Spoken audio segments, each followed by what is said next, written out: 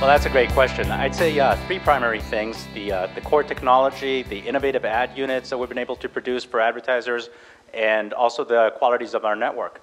So on the technology, what we see is that the core algorithms, semantic learning, the story level targeting really pull, really work. We're able to identify the best phrases, keywords, concepts to highlight on pages. We do that probably better than anybody else. We also have our dynamic learning capabilities where, based on how users react and what they interact with, we tune and improve the words and the phrases and concepts that we select. So ultimately that translates to much better results. That's one big thing.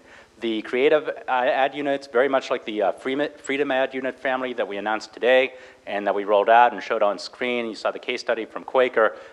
Those have been phenomenal examples, but also in the domains of related content, video, Twitter, Facebook, related content for advertisers, feeds, APIs. Really, you've seen Kontera as much the innovator in the space, and we've been able to do a lot for brand advertisers and direct performance, in terms of what we've been able to do with our ad units, partnering on the creative side and so forth. And the last element of differentiation is really our network. Our network is unique, it's exclusive. Unlike many other domains, in text, each publisher belongs to exactly one in-text provider. So our inventory, if one provides and wants to advertise using in-text to reach essentially at least half the market, I would say, you need to be on Kontera. Otherwise, you're ruling yourself out. So our unique sites, the exclusive inventories, that's the third. All of these, by the way, combine to another element that is at the moment, I would say, differentiating us, which is momentum. We seem to have a lot of momentum in the last few quarters over the past year. We've seen it building and building. I think we've been the fastest growing amongst the in-text providers, and noticeably so. We've been growing very large percentages of growth if you just look at the ComScore data and so forth, and nobody really else is moving at the same pace and the same speed. Definitely the up-and-comers.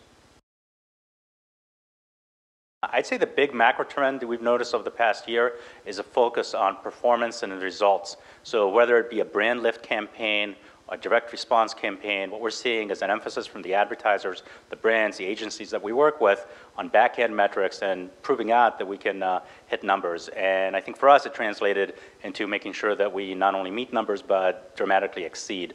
And we do that again for brand lift as well as for DR results.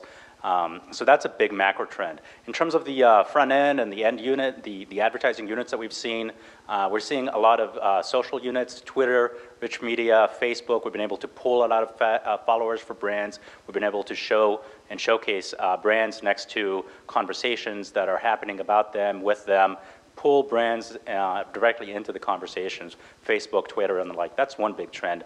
And then I'd say another one is really engaging.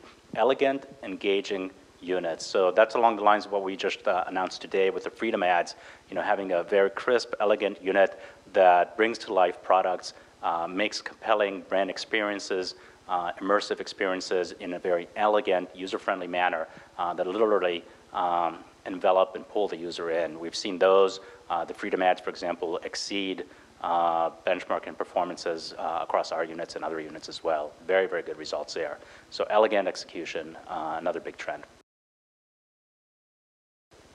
Yeah, well, as you may have noticed from my answers up to now, we've seen it perform extremely well, both for brand awareness, brand building, as well as direct response. The end users or the advertisers may use different units to achieve various results.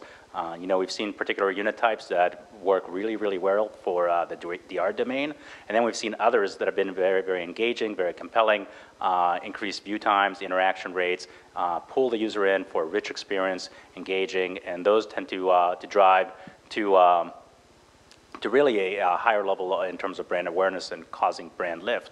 And then I think it might be appropriate to say that we're probably starting to see an emergence of maybe a new category, I don't know, something that we're kicking around and calling brand performance. And that's a campaign that in fact goes after brand lift, but oh, by the way, ends up delivering quite a bit of performance from a metrics, click-through interactions, sign-ups, whatever you have on the back end. In fact, a campaign that delivers on both objectives.